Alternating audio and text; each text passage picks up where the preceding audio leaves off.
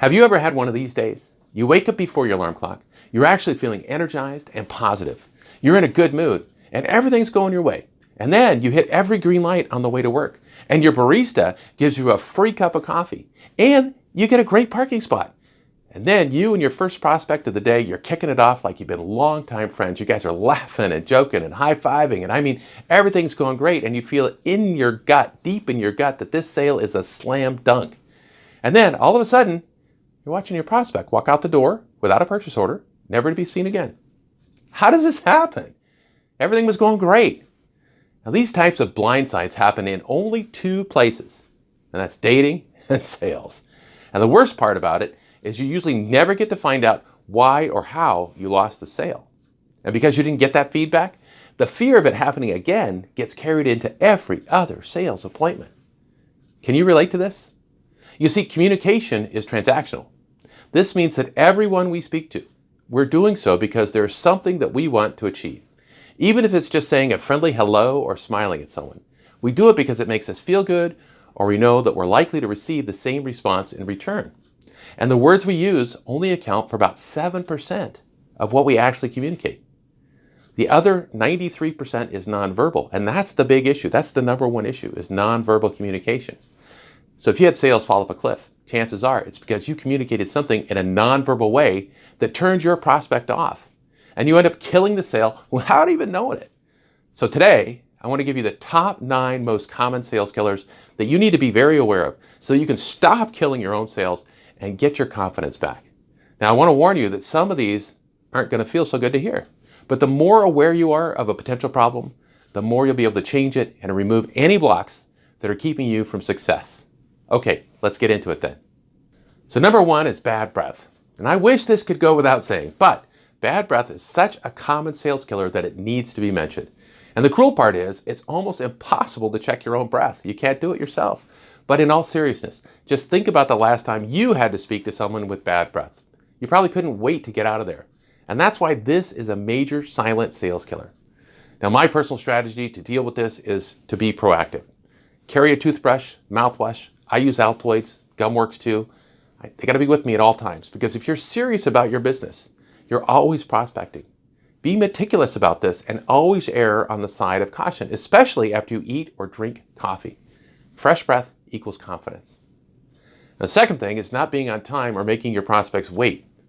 If your prospects feel disrespected by you, then they're not going to buy. And even though you may not be directly disrespecting them in an offensive manner, being late non-verbally communicates that their time is not as important as yours. So don't be on time. Be early. 10 minutes early, that's the rule. Now, the other part of this is making your prospects wait. And in my opinion, this is the single biggest sales killer that has decimated the auto industry. And you know what I'm talking about. You go in to buy a car, you test drive it, pick out the color, you're excited to take it home and enjoy the rest of the day. And what do? They keep you waiting all day just to close the deal. I mean, I've seen car salesmen actually take a lunch break and leave their clients waiting. So never keep your clients waiting. Not on you, not on the deal, not on documents you promised them, nothing. And if you have to keep them waiting, make sure that they're comfortable and that they're fed. So number 3 is being disagreeable. And perhaps the worst offender of all when it comes to building rapport with your prospect is not agreeing with them. Killing a sale because you're disagreeable usually happens in such small ways that you totally miss it until it's too late.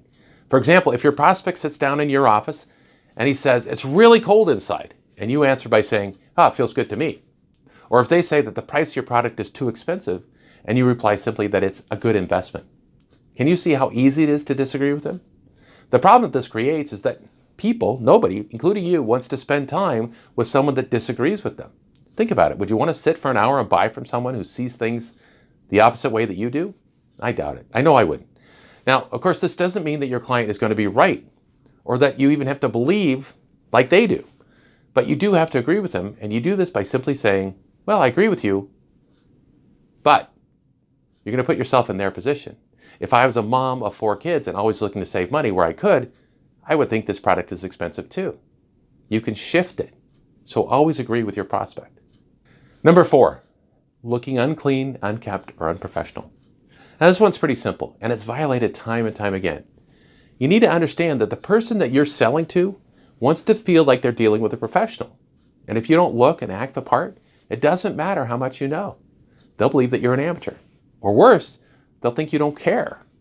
Your physical appearance matters, and it's an area you shouldn't be afraid to invest in. If you haven't bought work clothes lately, get measured so your clothes look like they fit well. If you've had the same hairdo or hairstyle for a few years, maybe it's time to consider a new style. And if you could lose a few pounds, invest in your body by eating healthy and exercising. You'll feel much better physically, and this will communicate to your clients that you're a true professional. And if you're not sure if you look the part or not, get the opinion of 3 different women about how you look, because women, they're going to tell you the truth. If all 3 concur that you look professional, you're on point. So number 5 on the list of sales killers is being distracted. And when I first started in business over 30 years ago, this wasn't an issue because smartphones didn't exist, and neither did texting or Instagram. Nowadays, though, you can't stand in any line without seeing everyone on their phones. Now, technology has been an incredible blessing in many ways, but I also believe it's a total social distraction. It's created a major problem for society. Now, when you're with a prospect or a client who's already bought, never take out your phone unless you're using it to show them something or schedule an appointment. Now, even if they take out their phone, don't take yours out. Don't take that as a sign that it's okay for you to check your emails, send a text, or jump onto Instagram for a second. Not being distracted really takes discipline, but keeping your full attention on your clients will pay you back in huge ways. Number 6 is not being enthusiastic. I covered how important being enthusiastic is in an entire video just a few weeks ago. So if you haven't seen it, make sure you go back and look for it in my video series on how to explode your sales. Or you can email me and I'll send you the link. Enthusiasm is the greatest factor that exists in selling. If you're not excited to be serving your prospects, they'll take it as you being uninterested and sometimes being rude. In fact, enthusiasm is cherished so much that if you're a rookie, people want to give you a chance just because they like you.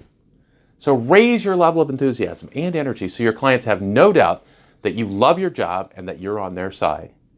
All right, number 7 on the list of sales killers is pretty brutal. It's talking too much. Now, I've met some salespeople that do so much talking that it was literally, I was dizzy at the end. In order to make a sale, you have to become an expert in your prospect.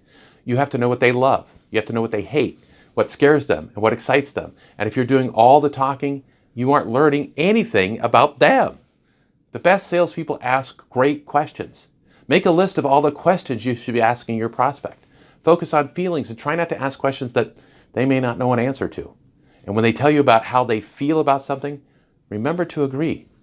Number 8 is using bad language. A female friend once told me a story of meeting a handsome man who was smart and sweet and interesting and successful.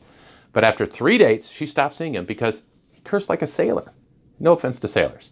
Using bad language is called bad language for a reason. Even those who use it freely know that they need to keep it clean in court. Now, your choice of words is a reflection of the respect that you have for your clients, and it's a reflection of your own personality. Now, even if your clients choose to use bad language, I urge you to always keep it clean, especially because there's always someone else listening that may choose to do business with you or not, based on what they witness and what they hear. Number 9 is being ingenuine. Salespeople have always had a bad rap. I mean, have you ever heard someone being described as a used car salesman? Is that a positive thing? You see, when people talk to a salesperson, they're already on guard. They're already expecting to be deceived. So because of that, you're always entering an uphill battle.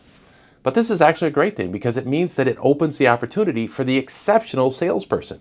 You can shine and you can succeed. Being genuine starts with caring about creating the best outcome for your customers, the best intention and the best outcome. It means putting their needs and wants above your commission. And it means always being honest. Now, I like to imagine that every prospect I speak to is a longtime friend, and therefore I treat them as someone that I care about. And I would never deceive or trick a friend. So there you have the number 1 issue, nonverbal communication, and the top 9 sales killers that you need to become familiar with. And you need to go through them on a regular basis to make sure that you're always on top of your game, so you don't end up blindsided by lost opportunities ever again. Now, earlier I mentioned that sometimes you just don't know what happened, and that's a real problem because the only way you improve is with feedback. A conversation where you describe the scenario with a trusted advisor can result in the feedback that you need to improve your results. And if that's the case for you, then I encourage you to reach out for a complimentary conversation. You choose the topic or topics. There's nothing to lose and everything to gain. What's the worst that could happen? Click on the link either above or below this video and book your conversation now. And after you've got your call scheduled, jump right back here and share a comment. You can help someone else on this page realize that they're not alone, or you could just let me know that you were here. As a chess player, I know that when you make the right moves, you win the game. And when you make the right moves in sales, sales get a lot easier.